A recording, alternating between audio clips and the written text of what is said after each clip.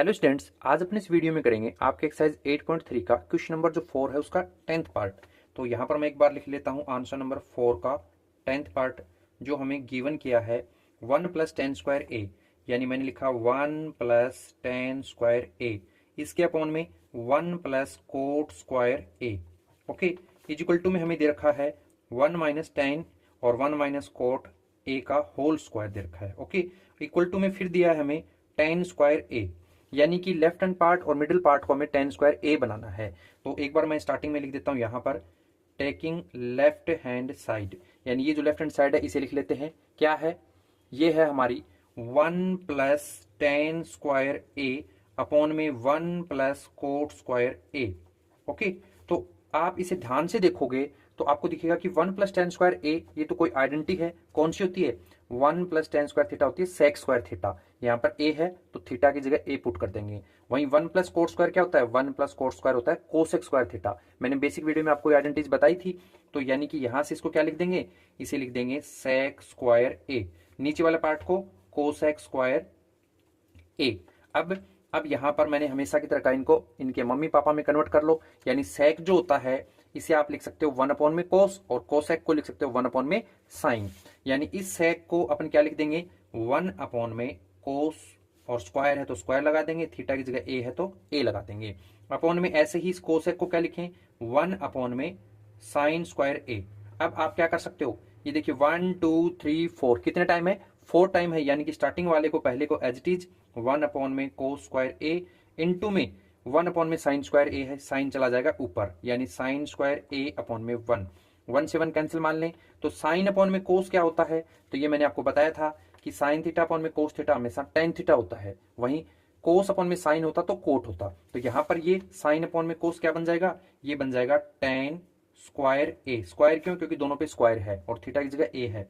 Okay, तो एक बार इसको यहां तक छोड़ देते हैं, फिर दोबारा इस बार मिडिल पार्ट को लेते हैं। यहां लिख देता हूं टेकिंग मिडल वैल्यूज। ठीक है, जो मिडिल में वैल्यू दी है ये वाली, तो 1 - 10 ए का स्क्वायर, और नीचे जो दिया है उसका भी स्क्वायर ही है, यानी कंप्लीट ए के ब्रैकेट में लिख लेंगे।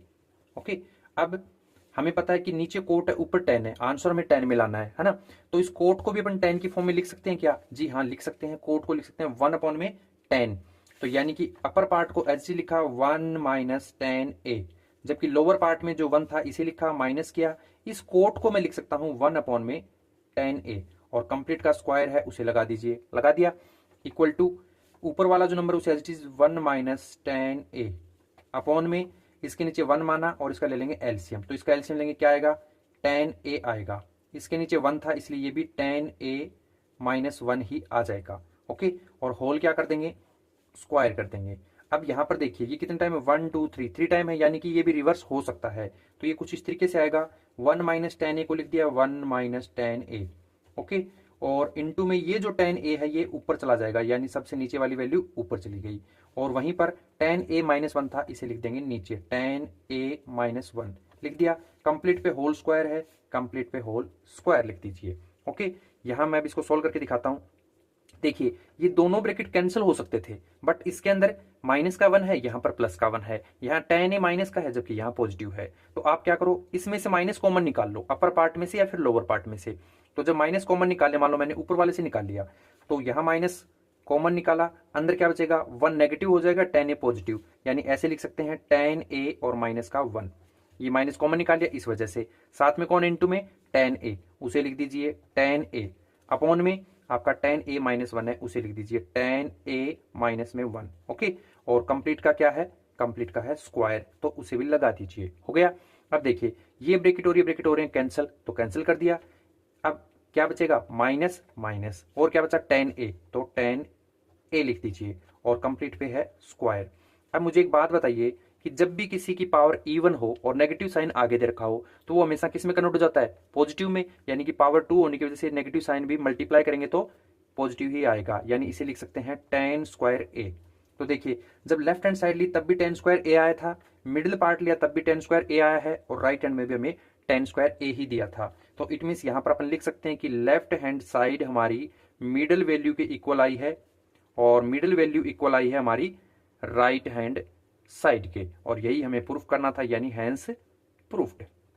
ओके, तो इस तरीके से हम इसे सोल्व कर देंगे।